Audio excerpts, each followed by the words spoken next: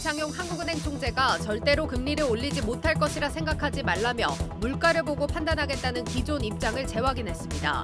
이 총재는 금통위원 6명 전원이 추가 금리 인상 가능성을 열어두자는 의견을 냈다고 밝혔습니다. 급매물이 사라지고 거래량이 늘어난 서울 아파트 값이 1년여 만에 상승세로 돌아섰습니다. 실수요 지표로 꼽히는 서울 아파트 전셋값도 1년 4개월간의 하락을 멈추고 반등했습니다. 이재용 삼성전자 회장이 900조 원 규모로 성장할 미래차 시장 주도권 확보를 위해 사업 전면에 나섰습니다. 주요 자동차 업체 수장들과의 만남이 이어지는 가운데 삼성이 차량용 반도체와 전장 사업 확대에 사활을 걸었다는 평가가 나오고 있습니다.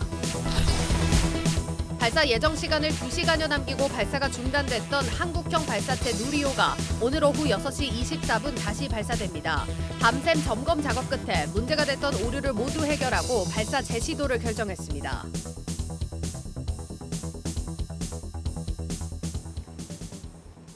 뉴스플러스 시작합니다. 한국은행이 지난 2월과 4월에 이어 이번에도 기준금리를 연 3.5%로 동결했습니다. 물가 상승세는 둔화하고 있지만 시장 불확실성이 큰 만큼 좀 더 상황을 지켜보겠다는 뜻으로 해석됩니다. 이제 시장은 사실상 금리 인상 사이클이 끝난 것으로 보고 있습니다. 하지만 이창용 총재는 시장의 기대에 강력한 경고의 메시지를 던지는 것을 잊지 않았습니다. 시장의 금리 인하 기대감에 대해선 과도하다고 다시 한번 못 박았습니다. 첫 소식 서형교 기자가 보도합니다. 오늘 금융통화위원회는 기준금리를 3.5%에서 유지하기로 결정하였습니다. 물가 상승률이 둔화되고 있지만 상당 기간 목표 수준을 상회할 것으로 전망되는 만큼 현재의 긴축 기조를 유지하는 것이 적절하다고 판단하였습니다. 한국은행이 세 차례 연속 기준금리를 동결한 것은 여전히 높은 불확실성을 고려한 결정이었습니다. 지난달 소비자 물가 상승률은 3.7%로 1년 2개월 만에 3%대에 진입했지만 여전히 하는 목표치인 2%보다는 높은 수준입니다. 특히 에너지와 식료품 등 변동성이 큰 품목을 제외한 근원 인플레이션율은 지난달 4.0%를 기록하며 예상보다 더딘 둔화 흐름을 보이고 있습니다. 이에 한은은 올해 근원 인플레이션율 전망치를 기존 3.0%에서 3.3%로 높여 잡았습니다. 물가를 잡으려면 금리를 올려야 하지만 이 경우 경기 침체에 대한 우려가 한층 커질 전망. 한은이 물가 안정에 중점을 두고 긴축 기조를 이어가겠다고 강조했음에도 시장에서 사실상 금리 인상 사이클이 끝났다고 보는 이유입니다. 실제로 오늘 한은도 우리나라 성장률 전망치를 1.6%에서 1.4%로 낮췄습니다. 중국 경제 회복세가 현재 예상보다 나빠질 경우 성장률이 1.1%까지 낮아질 수 있다는 분석도 내놨습니다. 성장률 하향 조정은 IT 경기 회복과 중국 경제활동 재개의 영향 파급이 당초 예상보다 지연되고 있는데 대부분 기인합니다. 1, 4분기 성장률이 플러스로 전환되었지만 수출과 투자 부진이 이어지면서 성장세 둔화 흐름을 지속하고 있습니다. 사상 최대 수준으로 벌어진 한미 금리 차에 대한 지적도 끊이지 않는 상황. 오늘 한은이 금리를 동결하면서 미국과의 금리 차는 1.75%포인트를 유지했습니다. 미 연준이 다음 달 FOMC에서 또 한 번 금리를 올릴 것인지 관심이 쏠린 가운데 오늘 공개된 5월 FOMC 의사록에는 다수 참석자들이 추가 인상을 불필요하다고 봤다는 내용이 담겼습니다. 연준의 6월 동결설에 힘이 실리면서 한은의 통화정책 운신의 폭이 한층 넓어질 것이라는 전망이 나옵니다. 한국경제TV 서영교입니다. 네, 한국은행 출입하는 경제부 김보미 기자 나왔습니다. 김 기자, 시장이 예상했던 대로 3번 연속 금리 동결을 했는데 이번에 금통위원이 2명이 바뀌었는데도 예상을 벗어나지 않았습니다. 네, 맞습니다. 만장일치 동결로 좀 결론이 났습니다. 이번 금통위에서는 박춘섭 그리고 장용성 위원이 새로 합류를 했는데요. 당초 시장에서는 두 위원이 각각 기재부와 또 정보자문기구 출신이라는 점에서 비둘기파 성향일 것으로 추측을 했었습니다. 하지만 이번 금통위에서는 비록 금리는 동결을 했지만 최종 금리 수준에 대해서는 6명 금통위원 모두가 연 3.75%까지 열어놓자는데 의견을 같이 한 것으로 전해졌습니다. 최종 금리 수준 3.5% 소수 의견이 나왔던 지난달과는 분위기가 조금 달라진 겁니다. 알겠습니다. 일단 금통위원 6명 전원이 추가 금리 인상 가능성을 열어놓자라고 한 건데 일단 물가 추이를 조금 더 지켜보자라는 의미겠죠. 네, 맞습니다. 이 소비자 물가 상승률은 올해 1월을 기점으로 해서 계속 떨어지고 있는데요. 지난달에는 3.7%를 나타냈습니다. 여기까지만 보면 한국은행이 예상한 대로 지금 흘러가고 있는 상황인데요. 하지만 근원 소비자 물가가 떨어지는 속도가 예상보다 더디다는 평가가 나옵니다. 근원 물가라는 거는 계절적인 요인이나 그리고 또 일시적인 충격에 의해서 크게 흔들리는 품목들의 가격을 뺀 핵심 물가를 의미하는데요. 이 장기적인 물가 추이를 파악할 수 있다는 점에서 글로벌 중앙은행들이 조금 더 중요하게 보는 지표 중 하나입니다. 자료 화면이 나갈 텐데 좀 같이 보시면 2월 4%를 시작으로 해서 전혀 꿈쩍도 하지 않는 모습이 나타나고 있습니다. 때문에 이 총재는 이 근원 물가 추이를 조금 더 점검할 필요가 있다라고 판단을 했다면서 연말까지 이 소비자 물가 상승률은 3.5% 전망치에 부합할 것으로 봤고 근원 물가 상승률은 기존에 3%로 예상을 했지만 이번에 3.3%로 상향 조정했습니다. 네, 이창용 총재가 금리 인상이 끝난 것이 아니라고 으름장을 놓긴 했지만 시장은 이제 금리 인상 사이클이 끝났다고 보고 있습니다. 여러모로 실현 가능성이 떨어진다는 건데 오늘 한은이 올해 경제 성장률 전망치를 1.24%까지 낮췄습니다. 네, 맞습니다. 이 한국은행의 올해 경제 성장률 전망치 이 변화 추이를 좀 같이 보시면요.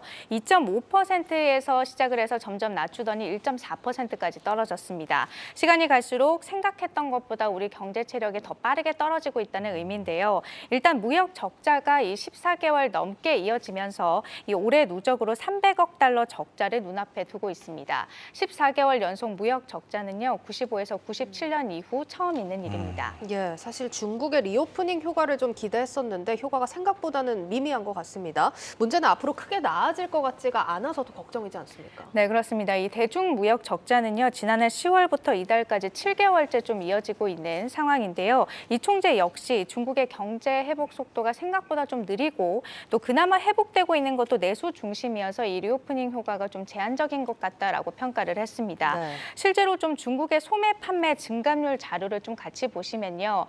굉장히 좀 빨리 회복되는 것처럼 보이기는 하지만 네. 이거는 작년에 코로나 봉쇄로 인해서 생긴 좀 기저 효과고 사실 시장 예상치에는 미치지 못했습니다. 당초 시장에서는 21% 증가할 것으로 내다봤는데 실제로는 18.4%에 그쳤거든요. 그만큼 회복이 약하다는 뜻입니다. 네, 우리 경제 상황이 이렇다 보니까 이 총재의 바람과는 달리 시장은 언제 금리를 내릴 것인가 이 생각만 하고 있습니다. 이 시장에서는 한국은행의 이 금리 인하 시기를 어떻게 전망하고 있습니까? 일단 현재로서는 내년 1분기에 인하할 것이라는 관측이 지배적입니다. 국내외 증권사를 비롯해서 금융기관 20곳을 대상으로 좀 설문조사를 해봤는데요. 내년 1분기로 예상한 전문가가 9명으로 가장 많았고요. 그 다음이 올해 4분기였습니다. 이 내년 1분기로 보는 전문가들이 가장 많은데 그 이유는 구체적으로 뭡니까? 일단 글로벌 시장에서는 미국 연준이 12월 FOMC에서 금리 인하를 단행할 것으로 좀 보고 있습니다. 그 가능성만 현재 지금 무려 80%를 넘어서고 있는데요. 하지만 한국은행으로서는 이 한미금리 차가 사상 최대치로 벌어진 상황에서 미국이 금리를 인하했다고 해서 곧바로 그 기조를 따라가기에는 좀 부담스러운 측면이 있습니다. 또 물가가 예상대로 안정화되는지도 거듭 확인해야 하는 만큼 이 한국의 금리 인하 시기는 미국보다는 조금 더 늦게 이뤄지지 않겠냐라는 의견이 많았고요. 다만 국내 경기 침체 우려 부분에 조금 더 무게를 둔 전문가들은 올해 4분기를 인하 시점으로 예상했습니다. 네. 알겠습니다. 환율도 좀 봐야겠죠. 원달러 환율이 한 달 넘게 1,300원대에 계속 머무르는 상황이 이어지고 있습니다. 이러다가 1,300원대가 아예 고착화되는 거 아니냐 하는 우려도 나옵니다. 어떻습니까? 현재 증권가에서는 한동안 1,300에서 1,350원 이 박스권에서 움직이다가 연말 정도가 되면 한 1,200원대 진입이 가능하지 않겠냐라고 보고 있습니다. 다만 이게 가능하려면 미국 연준이 실제로 연내 금리 인하를 단행해야 하고요. 또 중국의 경기 회복도 시장 기대치만큼 올라와 줘야 합니다. 특히 우리나라 반도체는 대중 수출 비중이 50%를 넘어서기 때문에 이 중국 경기가 회복이 돼야 국내 무역 수지 개선도 일정 부분 기대해 볼 수가 있습니다.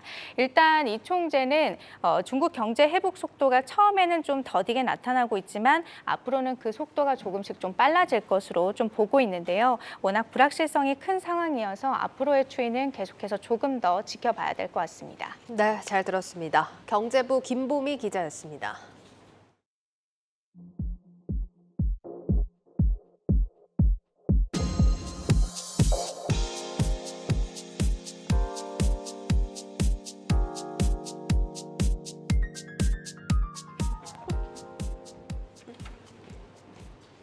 이재용 삼성전자 회장이 미래차 관련 사업 확대를 위해 전면에 나서고 있습니다.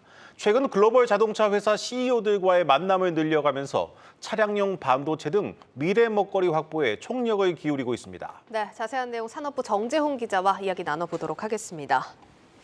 정 기자, 이 회장이 얼마 전에 일론 머스크 CEO를 만나기도 했는데 다음 주에는 페라리 회장도 만난다고요?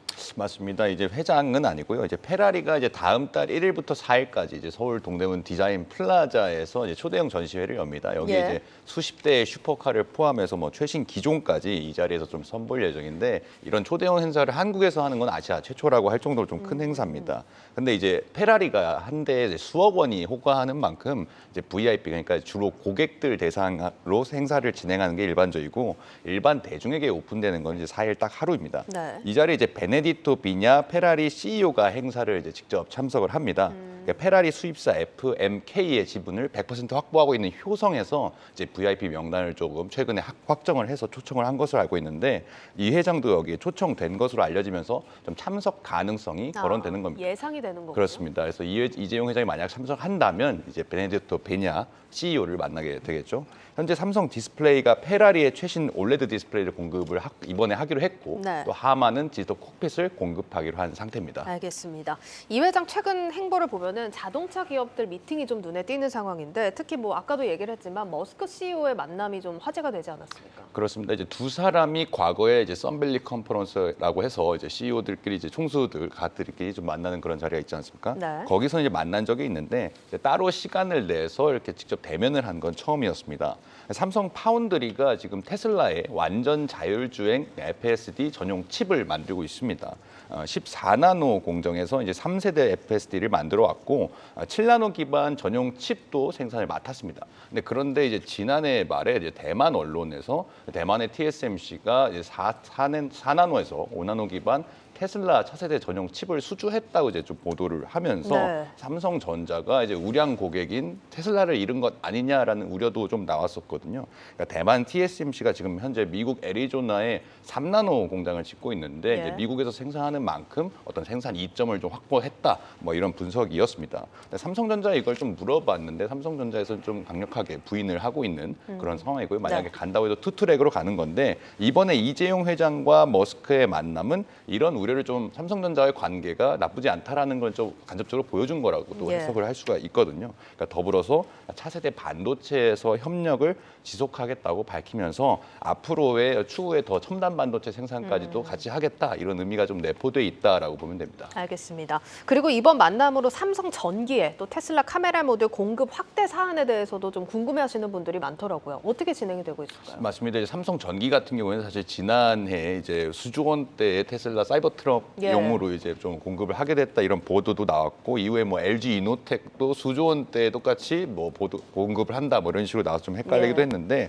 지금까지 밝혀진 건 이제 삼성 전기가 2021년에 약 4,900억 원 규모의 이제 테슬라 전기 트럭용, 그러니까 사이버 트럭이죠. 이제 카메라 모듈 수주에 성공한 바가 있고, 지난해 이제 수조 원대 계약에 성공했다고 주장이 있었지만 아직까지 이것을 확정지은 적은 없습니다. 그러니까 삼성 전기가 이것에 대해서 당연히 조회 공시가 들어오잖아요. 그러니까 조회 공시에서 협의 중이라고만 지금까지 밝혔는데 공식화하지는 않고 있습니다. 이 다음 조회 공시 답변 기한이, 그러니까 이제 삼성 전기에서 조회 공시를 6개월 이내에 다시 하겠습니다, 이런 식으로 하잖아요. 했던 게 이제 2월 말이었기 때문에 다음이 이제 8월 28일까지거든요. 그러니까 이재용 회장이 테슬라를 만나고 온 만큼 앞으로 삼성 전기에서도 어떤 유의미한 어떤 공급을 확대한다는 그런 발표가 있을 수도 있다는 그런 전망이 나오고 있습니다. 네, 삼성이 자동차 사업하면 오디오 전장 기업인 이제 하만을 빼놓을 수가 없습니다. 이 9조 원을 주고 사서 한동안 이게 이렇다 할 성과가 내지 못하면서 뭐 애물단지라는 말도 들었는데, 최근 이 하만의 전장 사업이 본궤도에 올랐다, 이런 평가를 받고 있네요. 그렇습니다. 이제 하만의 성과는 실적에서 좀 드러나고 있습니다. 올해 1분기 하만의 매출이 3조 1천억 원을 기록해서 지난해 같은 기간보다 한 20% 가까이 좀 성장을 했습니다. 경기 침체로 인해서 사실은 반도체를 포함해서 스마트폰을 좀 살렸다고는 하지만 매출 자체는 지난해 같은 기간보다 줄어들었던 게 사실이거든요. 그러니까 하만만 유일하게 매출이 성장세를 기록을 했습니다. 조금 더 구체적으로 살펴보면 이제 분기 보고서를 좀 봤더니 하만의 차량용 디지털 콕핏 생산 실적이 올해 1분기에 약 220만 개로 지난해 1분기에 약 190만 개보다는 한 15% 정도 증가를 했습니다. 하마는 좀 이재용 회장에게는 조금 더 각별한 사업이거든요. 이 회장이 이제 부회장 시절이 2016년 9월에 이제 등기이사에 오른 이후에 단행했던 첫 번째 대형 M&A였습니다. 아직까지도 이 하만 인수를 뛰어넘는 M&A는 나오지가 않았거든요. 네. 그러니까 하만은 이미 BMW와 벤츠, 폭스바겐 등의 이 디지털 콕핏을 공급하고 있고, 디지털 콕핏이라는 건 운전석 주변의 환경에 이제 앞으로 미래차 환경에서 좀 엔터테인먼트 같은 걸 즐기는 그런 시스템을 말하거든요. 네. 그러니까 올해에는 이제 페라리까지 좀 뚫었는 건데, 슈퍼카에 공급하는 이제 프리미엄 이미지까지 좀 획득을 하면서 앞으로 이제 하만의 사업의 입지가 더 단단해졌다, 이렇게 좀 평가를 할 수가 있겠습니다. 시장 조사기관에서는 이제 자동차의 전장 부품과 반도체를 포함해서 지금 한 520조 원 규모에서 2028년 한 5년 뒤죠, 한 900조 원 이상으로 커질 것으로 기대를 하고 있습니다. 이번에 이제 메모리 업황 부진에 따라서 삼성전자가 실적 부진, 뭐 SK 하이닉스도 마찬가지지만 엄청난 실적 부진을 겪으면서 그쵸. 삼성전자 안팎으로도 이제 미래 먹거리를 빨리 준비해야 된다라는 위기감이 좀 많이 드러나지 않았습니까? 예. 자동차, 특히 이제 미래차를 전면에 내세우면서 이재용 회장도 행보를 늘려가는 만큼 앞으로도 이 자동차 관련해서는 가시적인 성과를 좀 내야 하는 그런 시점이라고 분석이 됩니다. 네, 잘 들었습니다. 산업부 정재용 기자였습니다.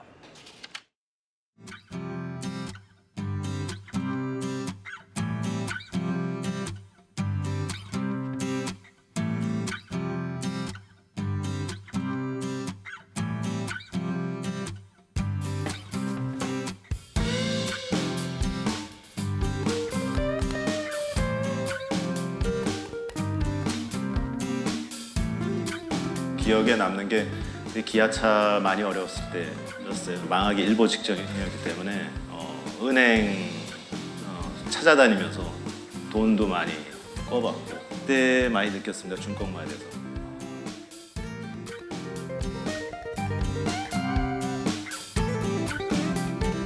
저는 한 7시 정도에 일어나고요.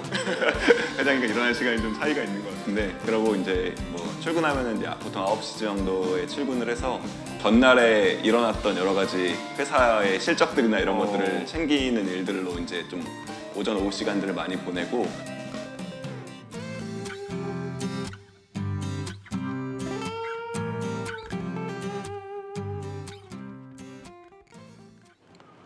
오늘 우리 주식시장 상황 점검해 보겠습니다. 증시 프리즘 오민지 기자와 함께합니다. 오늘 기관이 팔면서 코스피가 이틀째 하락을 했네요. 네, 상승 출발을 했던 양시장 모두 오전 중에 하락 전환을 하면서 장 마감까지 하락세가 이어졌습니다. 유가증권 시장은 오늘 전거래일보다 0.5%, 12.76포인트 빠진 2,554.69에 거래를 마쳤습니다. 매매 주체별로는 개인이 3,769억 원, 외국인이 2,074억 원을 순매수했고요. 기관이 5,894억 원, 6천억 원 가까이 팔아치웠습니다. 코스닥도 역시나 좀 약세였는데요. 이날 1% 가까이 빠진 코스닥은 847.72에 장을 마쳤습니다. 개인이 2,045억 원 순매수했고요. 외국인이 1,153억 원, 기관이 878억 원을 순매도했습니다. 네, 오늘 글로벌 증시가 전반적으로 약세였습니다. 뭐 일본 빼고 다 내린 것 같은데 이 미국발 리스크가 오늘은 특히 영향을 미칠 것 같습니다. 맞습니다. 미국의 부채 한도 협상과 관련해서 불확실성이 커졌고요. 피치에서도 미국의 국가 신용 등급 하향 경고를 내놓으면서 글로벌 증시가 전반적으로 침체되는 모습을 보여줬습니다. 미국의 3대 지수는 물론이고요. 유럽에서도 영국이 1.75%, 프랑스가 1.7%, 독일이 1.92% 빠졌고요. 중국에서도 마이너스 0.13%, 홍콩의 항생 지수도 마이너스 2%를 기록을 했습니다. 다만 일본의 니케이 지수는 상승을 했습니다. 미국 증시에서 엔비디아가 장마감 이후 깜짝 서프라이즈를 보였잖아요. 그러면서 반도체주 강세에 힘입어서 미국, 일본 증시도 상승을 한 겁니다. 엔비디아는 장 마감 이후 1분기 실적을 공개했고 시장 전망치를 크게 상회하면서 엔비디아의 주가 시간외 거래에서 28% 급등하기도 했습니다. 네, 인공지능이 주목을 받으면서 이 엔비디아의 실적 놀랍습니다. 오늘 그 덕분에 7만 전자를 찍고 10만 닉스가 됐네요. 네, 맞습니다. 삼성전자는 오늘 0.44%, 삼성전자 우선주는 0.17% 올랐습니다. 장중에는 7만 원까지 오르면서 7만 전자를 터치하기도 했죠. 특히 오늘은 SK하이닉스가 시원시원한 상승세를 보여줬는데요. 전거래일보다 5.94%, 6% 가까이 상승을 하면서 10만 3,500원에 장을 마쳤습니다. 지난해 7월 이후 종가를 기준으로 처음으로 10만 원 선을 회복한 거고요. 삼전과 마찬가지로 52주 신고가를 경신하기도 했습니다. 네, 이 삼성전자보다 SK하이닉스의 상승세가 더 눈에 띄는데 특별한 이유가 있습니까? 이 반도체주 급등을 만들어낸 게 엔비디아잖아요. 이 엔비디아와 더 많은 연관성을 가지는 쪽이 SK하이닉스이기 때문입니다. AI 쪽 사업 성장에서 중요한 게 이 아시는 것처럼 GPU인데요. GPU는 똑똑한 이 CPU보다 단순 데이터 처리에 더 적합합니다. 따라서 AI가 많은 데이터를 학습하기 위해서는 이런 GPU들이 중요한 겁니다. 이런 GPU를 만드는 게 엔비디아고요. 최근에는 인공지능 서버용 GPU인 H100을 출시했는데 여기에 SK하이닉스의 HBM이 탑재가 되는 겁니다. 이 HBM은요, D램을 수직으로 여러 개 이렇게 쌓아 올리는 형태로요. 인공지능이 워낙 많은 데이터를 처리해야 하기 때문에 이때 주로 활용되는 고성능의 메모리 반도체입니다. 현재는 3까지가 가장 차세대 모델로 개발이 됐는데 SK하이닉스만 양산이 가능하다고 합니다. 네, 오늘 반도체주는 살아났는데 반면에 2차 전지주들은 좀 빠졌습니다. 위태위태해 보입니다. 네, 2차 전지주들이 연이어 약세를 보였습니다. 그간 과열되었다 이런 지적을 많이 받아오지 않았습니까? 네. 오늘 에코프로가 3.53% 빠졌고요. 에코프로비엠이 1.02%, 포스코홀딩스가 1.62%, 포스코퓨처엠이 1.95% 빠지는 등 적지 않은 낙폭을 보였습니다. 이런 가운데 국내 주식 시장에서 이 공매도 대차 잔고가 83조 원에 달한다라고 합니다. 공매도 매물 폭탄이 이어질 수 있어서 시장에 긴장감을 더하고 있는데요. 자세한 내용 박승환 기자가 준비했습니다. 다른 투자자들로부터 빌린 주식 대차 잔고 규모가 사상 최고치를 기록했습니다. 금액 기준 82조 3천억 원으로 올 초 60조 원 초반에 머물더니 지난 3월 70조, 4월 80조를 넘기며 가파르게 불어난 겁니다. 주식 없이 공매도를 하는 무차입 공매도가 법으로 금지된 만큼 대차 거래 잔고는 공매도 거래를 예측하는 기준이 됩니다. 통상 줄어드는 대차 잔고는 주가 상승 가능성으로, 반대로 대차 잔고가 늘어나면 주가 하락의 신호로 받아들여집니다. 종목 순으로 살펴보면 삼성전자 9조 7천억 원으로 1위에 올랐고 SK하이닉스도 2조 원이 넘습니다. 코스닥에 상장된 에코프로비엠과 에코프로 역시 각각 2조 6천억 원, 2조 원으로 집계됩니다. 오늘 거래에서 삼성전자의 공매도 거래 비중은 6.6%, 에코프로비엠은 17.5%로 확인됩니다. SK하이닉스는 12.9%를 기록했는데 지난주 평균보다 3% 높습니다. 공매도 비중이 가장 높은 에코프로비엠의 경우 이 기간 주가가 24만 원대를 오르내립니다. 올 초부터 오늘까지 누적 공매도 거래 대금은 68조 3천억 원으로 지난해 같은 기간보다 10% 넘게 많습니다. 지난해 전체 공매도 거래액이 연간 최대 기록을 세운 상황에서 이미 절반에 달하는 거래가 이뤄진 만큼 역대 최대 규모의 공매도 가능성이 커져가는 모습입니다. 한국경제TV 박송환입니다.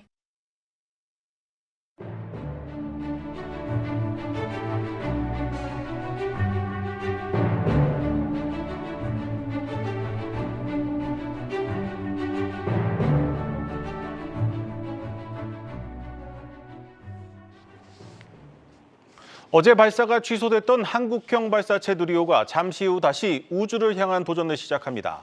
이번 3차 발사는 앞선 발사와는 달리 진짜 실용위성을 싣고 가는 첫 실전 발사로 주목을 받고 있습니다. 전남고흥 나로 우주센터 현장으로 가보겠습니다. 과학기술정보통신부의 중계 영상 연결합니다. 외쳐보도록 하겠습니다. 10, 9, 9, 8, 8, 7, 7, 6, 6, 5, 5, 4, 4, 3, 3, 2, 2, 엔진 정화, 1, 26. 누리호가 발사되었습니다. 누리호가 비행을 시작했습니다. 누리호가 드디어 발사되었습니다. 굉장한 그 진동과 함께 지금 힘차게 하늘로 솟아오르고 있습니다. 네, 지금 저희 바로 눈앞에서 누리호가 하늘로 날아오르고 있는데요. 이 누리호의 발사 장면은 언제 보고 또 봐도 너무 멋진 것 같습니다. 네, 지금 누리호가 멋진 불꽃과 함께 하늘로 비행을 시작했습니다. 네, 현재 누리호 3단에는 주 탑재 위성인 차세대 소형 위성 2호를 비롯해 모두 8개의 위성이 실려 있습니다. 많게는 수백억 원의 개발비를 투입한 우리 기술로 만든 실용 위성들입니다. 이 발사 후 13분 3초가 지나면 누리호는 20초 간격으로 8개의 위성을 순차적으로 분리하게 됩니다. 그렇게 되면 누리호의 임무는 최종적으로 끝납니다. 누리호의 발사 성공 여부는 오늘 오후 8시쯤 나올 것으로 예상이 됩니다. 이렇게 또 직접 눈앞에서 보는 건 처음이거든요. 네, 최대 동합 통과. 네, 누리호의 발사 시각이 6시 24분인 이유는 주탑재 위성인 차세대 소형 위성 2호 때문입니다. 이 사르라고 불리는 레이더를 장착하고 있는데 이 사르는 우주에서 전기를 생산하는 태양 전지판이 항상 태양을 향해야 합니다. 이 태양을 항상 바라보는 이 궤도에 들어서려면 오후 6시쯤 지상을 날아야 하는데 결과적으로 오늘 오후 5시 54분부터 6시 54분 내에 발사를 못하면 누리호는 다른 날 발사되어야 하는 겁니다. 이 차소형 2호는 앞으로 전파를 쏴서 앞으로 산림 생태 변화나 북극 해빙 변화, 해양 환경 오염 등의 영상을 촬영할 예정입니다. 이 유사시에는 정찰 위성으로도 활용될 수가 있습니다. 그러니까요. 그냥 누리호가 지나간 그런 흔적만.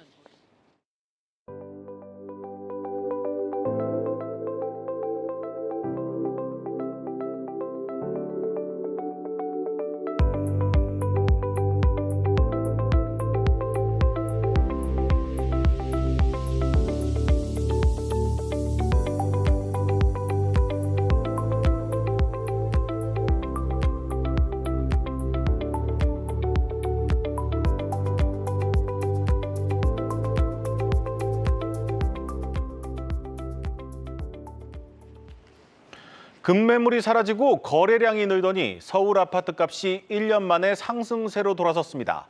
강남 3구가 상승을 주도했습니다. 실수요를 나타내는 전셋값도 1년 4개월 만에 하락을 멈추고 상승 전환했습니다. 전효성 기자입니다. 서울 송파구에 위치한 리센츠 아파트 단지. 올해 초 실거래 가격이 18억 원 선까지 떨어졌지만 이달 초 22억 3천만 원에 새 주인을 찾았습니다. 최고 가격에는 미치지 못해도 단기간에 4억 원 넘게 오르며 주변 집값 상승을 주도한 겁니다. 오늘 한국부동산원이 발표한 자료를 보면 이번 주 서울 아파트 매매 가격은 전주보다 0.03% 상승했습니다. 공신력이 가장 높은 해당 지표가 상승 전환한 건 52주 만에 처음입니다. 집값 상승세는 역시 강남권이 주도하고 있습니다. 서초구는 지난 3월부터 상승 거래가 발생하기 시작했고 이 같은 분위기는 송파구, 강동구 등지로 번졌습니다. 서울 아파트 전셋값도 소폭 올랐는데 이 역시 1년 4개월여 만에 상승 전환입니다. 전문가들은 1.3 대책을 비롯한 정부의 부동산 규제 완화가 시차를 거쳐 실제 영향을 미친 것으로 분석합니다. 윤석열 정부는 출범 직후 양도세 중과를 유예하고 정책 상품을 출시하는 등 규제 완화에 나섰는데 이런 정책들이 집값 연착륙으로 이어졌다는 평가입니다. 다만 현재의 부동산 가격 상승세가 추세적 반등으로 볼 수 있을지는 미지수입니다. 고금리와 경기 침체 우려가 이어지는 상황이라 지금의 반등은 과도한 집값 하락에 따른 기술적 반등으로 보인다는 분석입니다.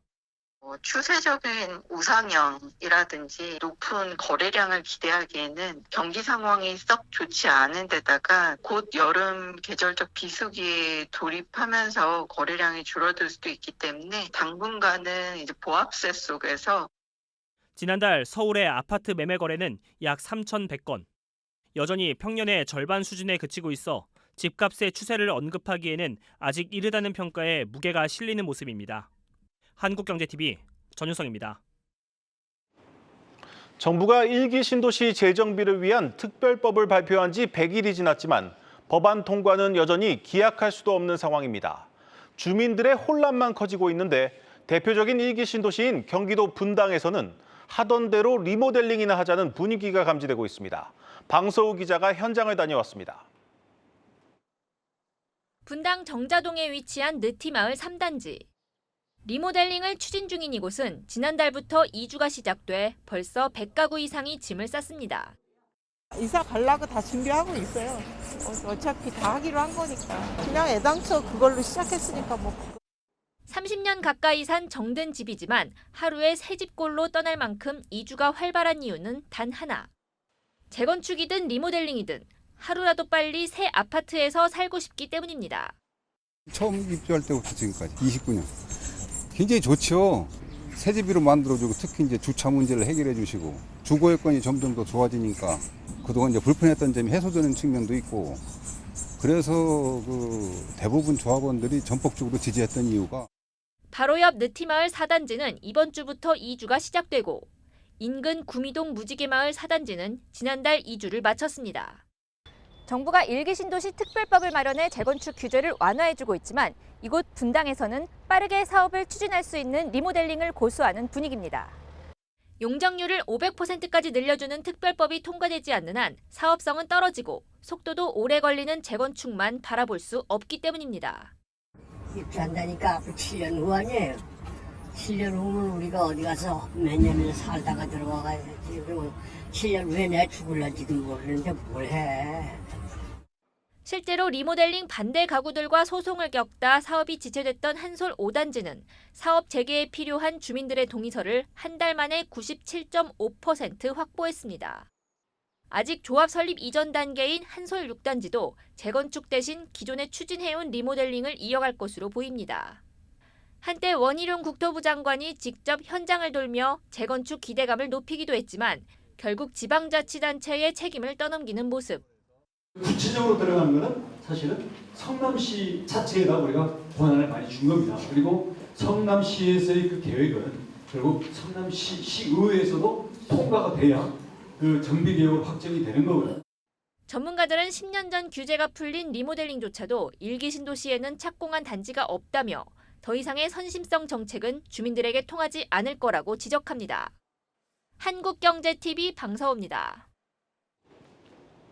지난달 주가 폭락 사태가 벌어지기 직전 국내 증권사 경영진과 관련된 인물이 주가가 폭락한 종목 중 일부를 대량 매도한 사실이 확인됐습니다.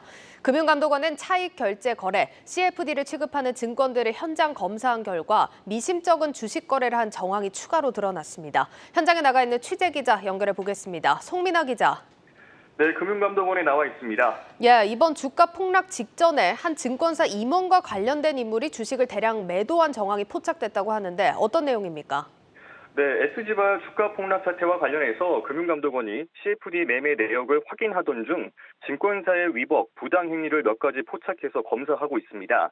금감원은 오늘 진행 상황을 설명을 하면서 8개 종목의 주가가 폭락하기 직전에 일부 종목을 대량 매도한 증권사 임원과 관련된 자를 적발했다고 밝혔습니다. 3대 불공정 거래 중 하나인 미공개 정보 이용 혐의가 있다고 보고 검찰에 추가 조사를 요청한 상태입니다. 금감원 관계자는 CFD와 관련해서 키움증권과 교보증권, 하나증권의 현장 검사를 진행하고 있다면서 지금 단계에선 해당 증권사가 어딘지 그리고 임원은 누군지 밝힐 수는 없다고 말했습니다. 그리고 금감원이 CFD를 담당하는 임원의 배임 정황도 적발했다라는 소식 들립니다. 자세히 전해주시죠. 네, 금감원은 앞서서 언급한 이 증권사와 다른 증권사의 CFD 담당 임원의 업무상 배임 정황을 발견했다고 밝혔습니다. 백투백 거래 상대방인 외국 증권사로부터 CFD 업무와 관련해서 해당 증권사로 가야 할 마케팅 대금이 연관성이 없는 CFD 매매 시스템 개발 업체로 송금된 점을 포착한 겁니다. 금감원은 이를 업무상 배임 혐의로 보고 있습니다. 특히 이 외국계 증권사가 시스템 개발 업체에 거액의 수수료를 지급한 특이 사례도 드러나면서 지급 경위 등을 검사하고 있습니다. 예, 지금 이 사안과 관련해서 앞서서 언급된 증권사들 3곳입니다. 어떤 해명들을 내놓고 있습니까? 네, 현재 금감원이 현장 검사 중이라고 언급한 키움과 교보, 하나증권 관계자와 좀 각각 통화를 해봤는데요. 세 증권사 모두 CFD와 관련해서 현장 검사가 진행되는 것은 맞다면서도 구체적인 내용은 알지 못한다고 답했습니다. 다만 주가 폭락 직전 다우데이터 주식을 대량 매도한 키움증권 외에 교보와 하나증권에도 폭락 직전 대량 매도 사실이 있었는지를 물었는데요. 두 증권사는 그런 일이 없다라고 답을 했습니다. 이 밖에 증권사들이 CFD 계좌를 개설할 때 본인 확인이나 상품 설명을 제대로 하지 않은 사례도 적발이 됐습니다. 금감원은 진행 중인 증권사의 현장 검사를 당초보다 연장해서 다음 달까지 마무리한다고 밝혔습니다. 이후 타 증권사로 검사 대상을 확대하는 한편 수사가 더 필요한 부분은 검찰에 통보한다는 입장입니다. 지금까지 금융감독원에서 전해드렸습니다. 최근 미중 갈등이 깊어지면서 두 나라 사이에 낀 우리 기업들의 고민이 커지고 있습니다. 중국의 보복까지 걱정되는 상황에서 실적 악화로 아예 중국에서 철수하는 기업도 나오고 있습니다. 유호성 기자입니다. 올해 1분기 국내 주요 식품 회사들의 중국 사업 실적은 부진했습니다. 한때 초코파이 불매 운동을 겪었던 오리온의 매출이 14% 준 것을 비롯해 풀무원과 농심도 매출 감소를 피해가지 못했습니다. 이런 가운데 불거진 한한령 재현 조짐. 어떤 영향을 받을지 식품업계가 촉각을 곤두세우고 있습니다. 아직은 연예계나 포털 쪽에 국한된 일이라 당장 우려할 상황은 아니라고 하지만 중국의 특성을 고려하면 앞으로 불안 요인이 커질 수 있다는 우려가 커지고 있기 때문입니다. 중국 지역에 사업을 하고 있으니까 공사 이후에 사람들이 불매운동이 있었던 것처럼 당장의 불매운동이 또 일어나지 않을 거다라고 확답은 못하겠지만 한중 관계 경색이 미중 사이에 낀 난처한 상황에서 나타나고 있다는 점도 식품업계로선 고민스러운 대목입니다. 양국이 압박 수위를 높이는 과정에서 우리 기업의 부담이 커질 수 있어서입니다. 상황이 이러자 중국 전략을 다시 짜는 곳도 있습니다.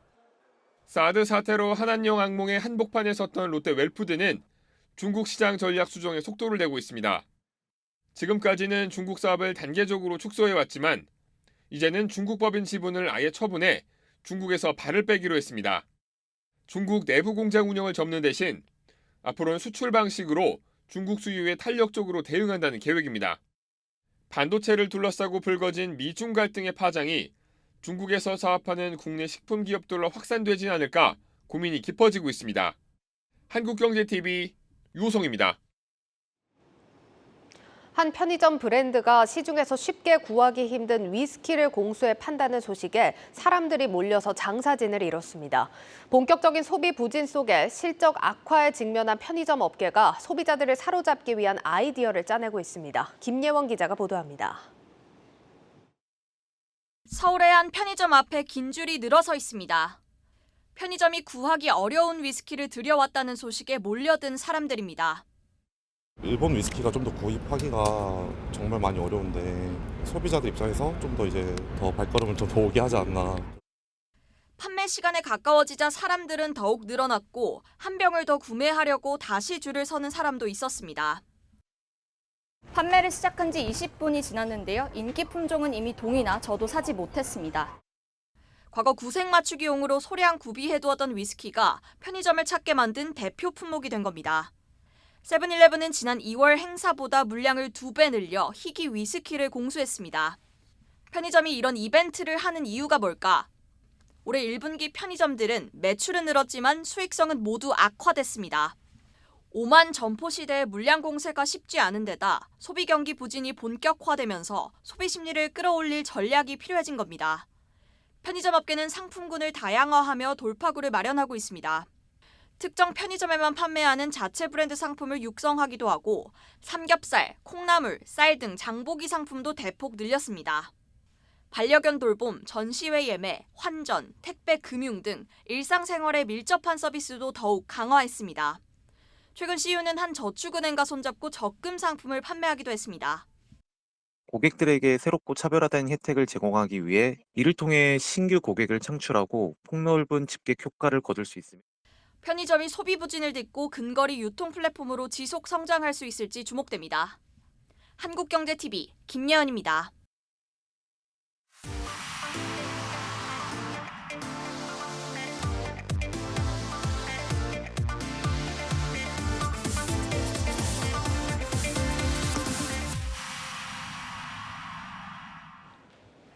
네, 글로벌 경제와 증시, 기업에 대해 깊이 있게 분석하는 고웨스트 시간입니다. 간밤 뉴욕 증시 또 하락 마감했습니다. 뉴욕 증시 이슈들 글로벌 콘텐츠부 박찬희 기자와 짚어보겠습니다.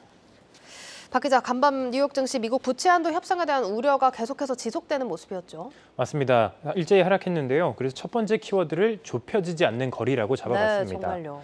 맞습니다. 미국 연방정부의 디폴트 한도 시한이 일주일 남은 가운데 간밤 백악관과 의회 지도부가 부채 한도 협상을 이어갔지만 여전히 입장차를 좁히지 못했습니다. 공화당 소속 케빈 메카시 하원 의장은 인터뷰에서 양측의 입장차가 여전히 크다라면서 예산 삭감 없는 부채 한도 상향은 없을 것이다라고 강경한 태도를 보였습니다. 예. 그러면서 바이든 대통령이 제안한 현상 유지는 옳지 않다라면서 정부 지출을 삭감하고 세금을 인상하지 않아야 한다라고 주장을 했는데요. 전날 기자들에게 아직 합의에 이르지 못했지만 양측의 의견차가 좁혀진 것을 느꼈다. 생산적인 토론이었다라고 제가 전달해 드렸었는데 네. 이렇게 말한 지 불과 하루 만에 또 기조가 바로 바뀐 겁니다. 다만 메카시 의장은 우리는 오늘 예정된 실무진 협상에서 진전을 이룰 수 있을 것이라면서 협상 타결에 대한 의지는 살아있음을 보였는데요. 장중 내내 약세를 보이던 증시는 막판 메카시 의장의 발언에 안도하면서 낙폭을 일부 만회하긴 했습니다. 예, 정말 하루가 다르게 분위기가 변하는 모습인데 네. 메카시 의장 같은 경우는 조금 공격적인 발언을 했지만 백악관 측 입장을 들어보면은 계속해서 좀 긍정적인 기조를 가져가는 것 같긴 해요. 맞습니다. 이 메카시 의장과 달리 백악관은 협상에 진전이 있었다는 그런 태도를 계속해서 일관된 태도를 보였는데요. 네, 회담 이후 양측의 대화가 생산적이었다라고 밝혔습니다. 카린 장피에르 백악관 대변인은 브리핑을 통해서 양측은 원하는 것을 모두 얻을 수 없다라는 것을 이해한다라고 말을 했는데요. 그러면서 선의의 대화가 계속 이어진다면 결국 합의에 도달할 수 있을 것이다라고 조금 밝은 태도를 보였습니다. 이렇게 양측의 엇갈린 반응에 시장은 계속해서 위축이 되고 있는데요. 전문가들은 만약 양당의 협상의 진전으로 디폴트 시기가 내달 1일에서 조금 더 연기되더라도 네. 최대 내달 15일을 넘기기는 어려울 것이다라고 전망을 하고 있습니다. 알겠습니다. 일단 협상이 무산되는 건 계속해서 좀 같은 이유, 같은 포인트입니다. 네. 저희가 워낙 지속되다 보니까 반복적으로 내용을 전해드리긴 하는데 다시 맞습니다. 한번 좀 짚어주시죠. 공화당은 정부 예산을 삭감해서 2022년, 전년도 수준으로 되돌리는 것을 전제 조건으로 부채 한도 상향을 요구하고 있습니다. 네. 이에 더해 저소득층 지원 프로그램도 일부 삭감할 것을 주장하고 있는데요. 반면 민주당과 바이든 대통령은 공화당이 제시한 안건을 수용하기 어렵다라는 입장입니다. 이들은 전제 조건 없이 부채 한도를 상향해 줄 것을 주장하고 있습니다. 또한 양측이 대화를 통해서 합의점에 도달하더라도 이후 의회에서 일부 극단적인 성향의 양당 의원들이 반대에 부딪히게 되면 합의가 우선될 수 있다는 점도 체크해 볼 필요가 있는데요. 네. 실제로 몇몇 민주당 의원들은 메카시 의장이 공화당 내 강경 보수파 인사들의 반대로 인해서 부채 한도 협상에 좀처럼 승낙하지 못하고 있다, 합의하지 못하고 있다라고 비난을 하기도 했습니다. 알겠습니다. 지금 부채 한도 협상의 불씨가 여기서 더 커질지 꺼질지 그 기로에 놓여 있다 이렇게 표현을 할 수 있을 것 같은데 지금 글로벌 신용평가사들이 경고성 발언들을 계속해서 내놓고 있는 것 같아요. 짚어볼까요? 네, 맞습니다. 그래서 다음 키워드는 위기의 미국 이렇게 잡아봤는데요. 네. 제가 뒤에 물음표를 붙여봤습니다. 네. 국제 신용평가사들이 잇따라 향후 미국 신용 등급에 대해 하향 조정하는 그런 가능성이 있다라는 것을 시사했기 때문인데요. 글로벌 3대 신용평가사 중 하나인 피치가 미국의 신용 등급 전망을 부정적 관찰 대상으로 지정을 했습니다. 신용 등급 전망이 부정적이라는 것은 향후 신용 등급이 하향 조정될 가능성이 높다라는 뜻입니다. 피치는 미국 신용등급의 최고 등급인 AAA를 부여하고 있는데요. 미국 정부를 디폴트까지 몰고 간 여야 간 당파 싸움이 미국 신용등급을 위태롭게 하고 있다고 밝혔습니다. 피치는 6월 1일 전까지 부채 한도 상향 협상이 타결되지 않을 것으로 보고 디폴트 리스크가 커지고 있다고 전망을 했는데요. 나아가 신용등급 강등 가능성까지 제시를 했습니다. 피치는 부채 한도 상향 실패와 디폴트 발생은 미국 정부의 부채 지급 의무 의지가 약하다라는 신호라고 해석이 된다라면서 이는 AAA 등급과는 거리가 멀다라고 지적을 네. 했습니다. 이미 과거에도 미국 신용 등급이 최고 등급에서 떨어진 사례가 있었는데요. 지난 2011년에 미국 부채 한도 상향을 두고 여야 간 갈등이 격화된 적이 있었는데 3대 신용평가사 중 하나인 이 S&P가 미국 신용 등급을 AAA에서 AA+로 한 단계 낮춘 바 있습니다. 이 소식에 당시 증시를 비롯해서 금융시장은 좀 큰 충격을 받은 적이 있었습니다. 네, 지금 빨리 합의해라 이런 좀 네. 압박으로도 들리기도 하는데 피치도 그렇지만 무디스에서도 등급을 낮출 거다 이런 얘기가 나왔죠? 맞습니다. 앞서 피치와 그리고 S&P와 함께 3대 신용평가사 중 하나로 꼽히는 이 무디스도 미국 정부 디폴트를 앞두고 미국의 신용등급 전망을 하향 조정할 수 있다고 밝혔습니다. 예. 현재 무디스는 미국 정부 신용등급으로 이 최고 등급인 AAA를 부여하고 있고 등급 전망도 마찬가지로 안정적으로 매기고 있는데요. 일주일 뒤에 디폴트 발생일까지 상황을 지켜본 뒤에 이 등급이 낮춰질 수 있다라고 이야기를 한 겁니다. 무디스의 윌리엄 포스터 부사장은 여야 대화 결과 미국 정부 디폴트가 가시화된다면 무디스는 미국 신용등급 전망을 안정적에서 부정적으로 낮출 수 있다라고 밝혔습니다. 제가 두 번째 키워드를 아까 위기의 미국이라고 정하면서 뒤에 물음표가 붙였다라고 얘기를 했었는데 네, 왜일까요? 그 이유가 여기에 있습니다.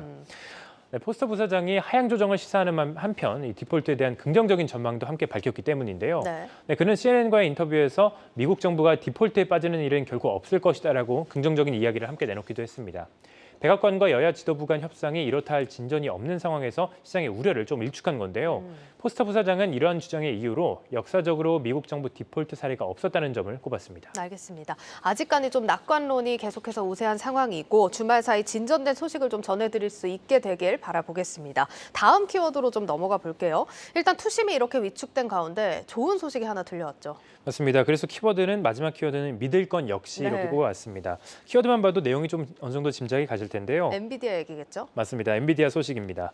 간밤 미국 증시 마감 이후 1분기 실적을 공개한 엔비디아가 호실적을 발표하면서 시간의 거래에서 26% 가까이 급등을 했습니다. 시가총액 1,000조에 육박하는 기업이 단번에 1,250조까지 튀어오른 건데요.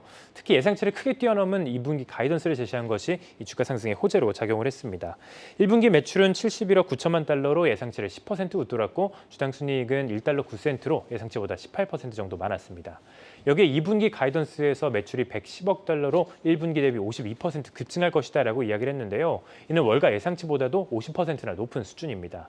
젠슨 황 엔비디아 CEO는 데이터 센터 칩에 대한 수요가 급증하고 있다라면서 이를 충족하기 위해 공급을 크게 늘리고 있었다라고 전했습니다. 네, 지금 뭐 시장 반응만 봐도 얼마나 대세인 기업인지 알 것 같은데 맞습니다. 월가에서도 긍정적인 시각이 많죠? 맞습니다. 월가에서는 엔비디아에 대해서 대체로 긍정적인 의견을 내놓고 있습니다. 배런스는 AI 칩 분야의 선두주자인 엔비디아에 대해서 월가 전문가들이 긍정적으로 바라보고 있다라고 전했습니다. 월가에서 엔비디아를 커버하는 전문가 48명 중에서 13명이 강력 매수, 23명이 매수, 12명이 중립 의견을 제시하고 있는데요. 이 중에서 매도나 강력 매도를 제시하는 전문가는 단 한 명도 아직은 없었습니다.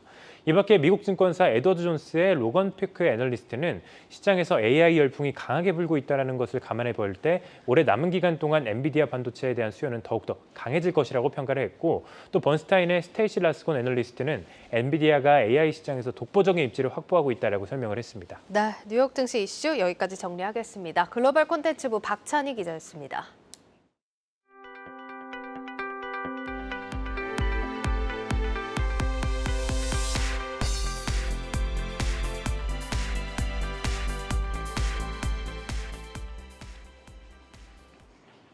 한화자산운용이 ETF를 통해 개인 투자자들이 방산과 우주항공 등 한화그룹의 미래 신성장 산업에 투자할 수 있는 길을 열고 있습니다.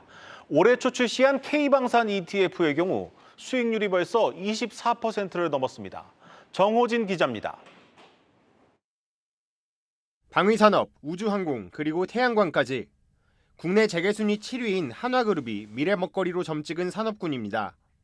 한화그룹의 차기 총수인 김동관 부회장은 한화솔루션, 한화에어로스페이스에 이어 새로 닻을 올린 한화오션 이사진에도 합류하며 사업 확장에 고삐를 당기고 있습니다.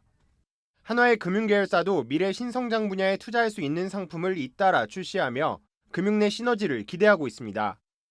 그룹 차원에서 핵심 사업에 투자할 수 있는 투자 수단을 일반 투자자가 쉽고 편하게 투자할 수 있는 ETF라는 가장 혁신적인 투자 상품으로 시장에 제공한 데 있어서 큰 의미가 있다고 말씀드릴 수가 있고요. 방산, 우주항공, 태양광은 자국의 안보를 굳건히 하고 인류의 삶을 더욱더 발전시키고 그리고 지속 가능한 영구적인 에너지원이라는 점에 있어서 매우 중요한 산업이라고 생각이 됩니다. 특히 K방산 ETF는 상장 이후 24.85%의 수익률을 보이며 선방했고 개인이 순매수 대금도 150억 원을 돌파했습니다. 결국 ETF 상장을 통해 한화그룹의 상징성과 수익률이라는 두 마리 토끼를 잡았다는 게 업계의 평가입니다. 지금 여러 가지 해외 수주에 대한 호재들이 있고 궁극적으로는 해당 기업의 주가에 반영되는 시점들은 지금부터 최소한 3, 4년 후라고 생각이 되고 있고요. 꾸준하게 장기적으로 투자하시게 되면은 굉장히 그런 좋은 성과를 얻으실 수 있을 거라고 생각됩니다. 김 본부장은 하반기 유망한 투자 섹터로 마이크로소프트, 구글과 같은 해외 빅테크를 비롯해 인공지능 업종 등을 제시했습니다.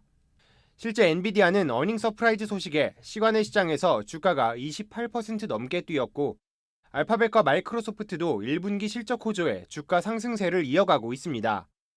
하반기에 본격적으로 다시 위험 자산에 대한 투자 비중을 늘릴 수 있다고 생각이 되기 때문에 글로벌 빅테크 기업에 투자할 수 있는 상품들도 함께 고민하고 있습니다. 빅테크 외에도 반도체나 그리고 인공지능 그리고 우주항공 이런 부분들은 하반기에도 계속 꾸준하게 저희가 유효한 투자 전략이 될 수 있을 거라고 생각됩니다.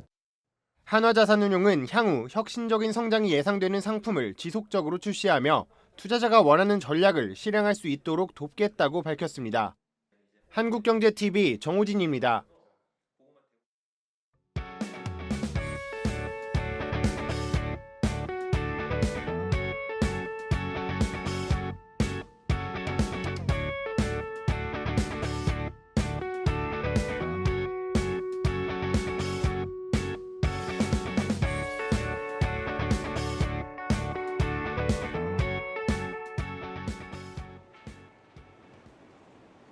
뉴스플러스 오늘 준비한 순서는 여기까지입니다. 시청해주신 여러분 고맙습니다.